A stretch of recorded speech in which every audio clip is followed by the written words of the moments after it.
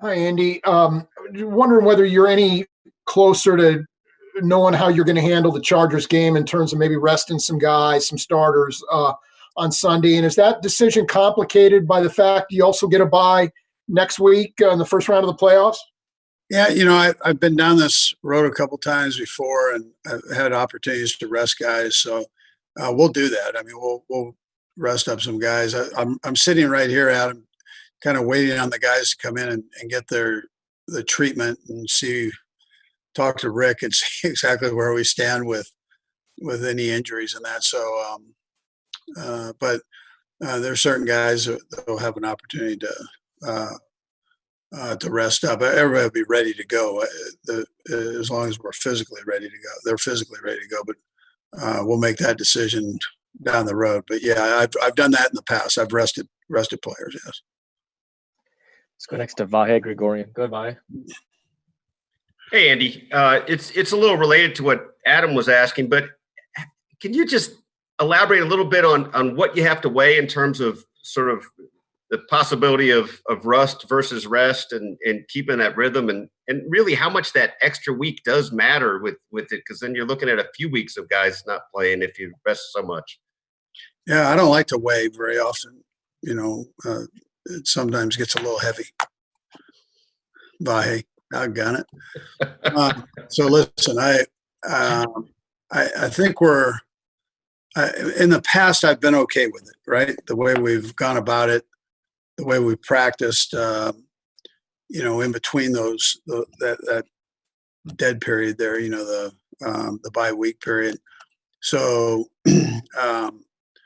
I feel comfortable if needed here to rest guys, which I'm leaning in that direction. Then I'm confident that we can do it the right way, and I'm not worried about that. Getting guys freshened up, I think could be a positive for you. So these guys aren't going to forget the plays. We've had a number of plays on both sides of the ball. They won't forget how to play. And so, but I think in some cases a little bit of rest helps up. So I think Herbie had a quick follow-up. Go ahead, Herbie. Hey, Coach, along those same lines, obviously you had an abbreviated training camp before the season opener and the way the team came out to start the season. How much does that give you confidence in making this decision? Yeah, so I would probably bank on what I've been through before on it, Herbie, than that. I mean, that was great. I mean, the guys did a nice job with that. We're blessed to have enough guys back that have been here before and kind of know how we handle things. And so, but I would just tell you on past experience is kind of what I would bank on right now. And, just seeing and feel, I mean, that's what I tell you. But I listen, I do have confidence that we have a veteran crew and they're going to be okay. So, I mean, I think in some cases, some of these guys need just take a step back, Let's go next to Nate Taylor. Go ahead, Nate. Andy, I'm going to stay on the theme rest. But in your past, like you mentioned before, in having a bye week, do you feel like it's better for skill position players to get quicker into rhythm, or is it something where it's more trench related, where you feel like the offensive line or the defensive line needs certain work in practice, even if they're not going to play in the game before obviously having a bye week? Yeah, so I would tell you mileage, I always kind of take that in consideration at Tyreek Hill. I mean, how many miles does this kid put on? And we know how fast he is and the wear and tear that does, Sammy. Those kind of you look at that part, the wear and tear on legs. And with the O-line, I don't worry quite as much about that part of it. I think through practice we can get kind of what we need. If we go that route with the O&D line, that doesn't mean they're not suited up and ready to play and all that. I'm not saying that, but I'm not as concerned.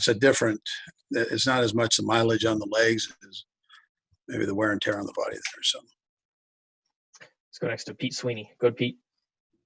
Good afternoon, Coach. Just wanted to confirm, two-pronged here. Just wanted to confirm that if it's not Patrick, it'll be Chad. And then since we don't really get to see, especially this year, and talk to him, so what has he meant to that room since you guys were able to acquire him in 18?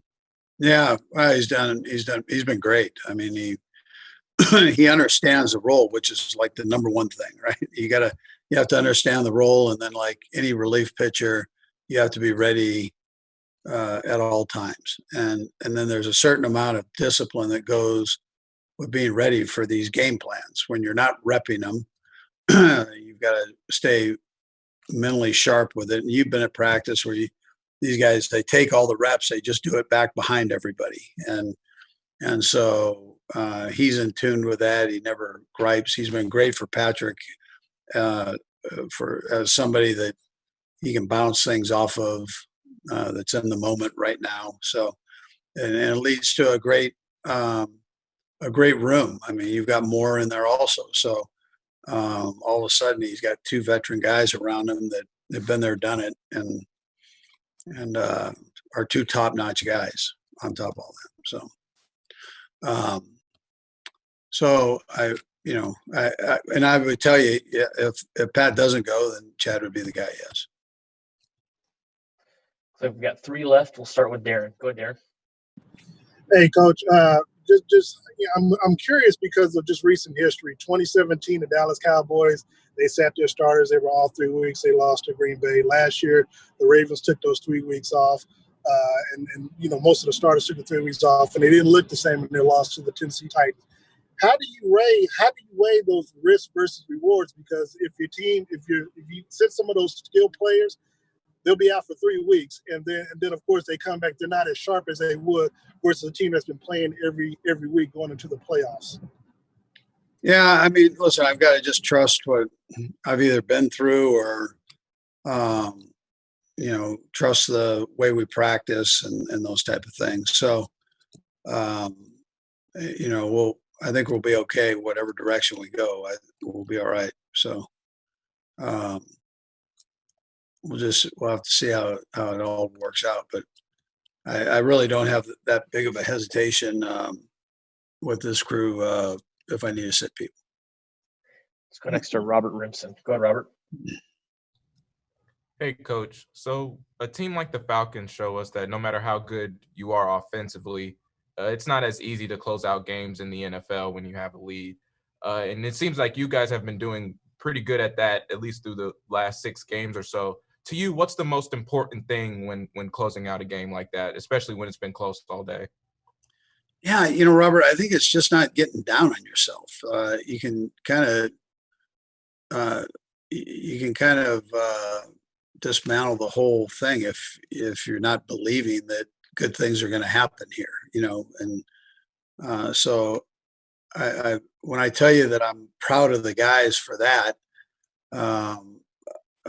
that's one of the things I'm talking about is just that persevering through the game, not pointing the fingers at this guy or that guy. I don't know if you guys sub it after the game. I mean, here's Chris and Frank, and they're waiting on Patrick to say, "Hey, man, we appreciate you, staying with it, and trusting us." And Pat goes, "Hey, listen, I could have done better here for you, But the point being is that it's selfless that way. So when you have that, I think that's important. Those are the things I see because I'm right there, right? I've got the front row seat. So I appreciate that. And do we need to sharpen some things up? Yeah, we'll do that. But being able to show up and answer the bell every game, and that's not an easy thing to do, especially when you're kind of the hunted, right? I mean, you won the championship, so teams are going to come after you a little bit, and you got to battle through all that and play. And every week we sit there and we look at teams, and go, man, how did that group do this and then against that team, man? But that's this league. There's great parity. There's great the competition is just phenomenal. These guys, records aside, they want to play. They want to show, and they're professionals. And there's not a whole lot of difference between winning and losing, and each team with the parity that there is. So the fact that we're able to step up and to the plate 14 out of 15 times has been a real plus. Yeah. We'll go last to Sam McDowell. Go ahead, Sam. Hey, Andy. I got two things for you, but I'll just ask one at a time. So you haven't made a decision on quarterback yet, and when do you anticipate that'll come? There's a good chance, Chap. I haven't talked to my coaches yet, so I'm putting all. I have to gather all the information before I make any decision. So I mean, I've got the trainers, I've got Veach, I got to talk to, and there are a few different things that you got to kind of cover before you get there, and then I've got you guys. So so I'm gonna try to make everybody feel a part of it here, but I can't give you all the information, but there's a good chance that you might see Chad somewhere in that game, if not the beginning, somewhere in there. But Okay. it might be the beginning. I'm not telling you it's not the beginning, but I'm sorting through all of it.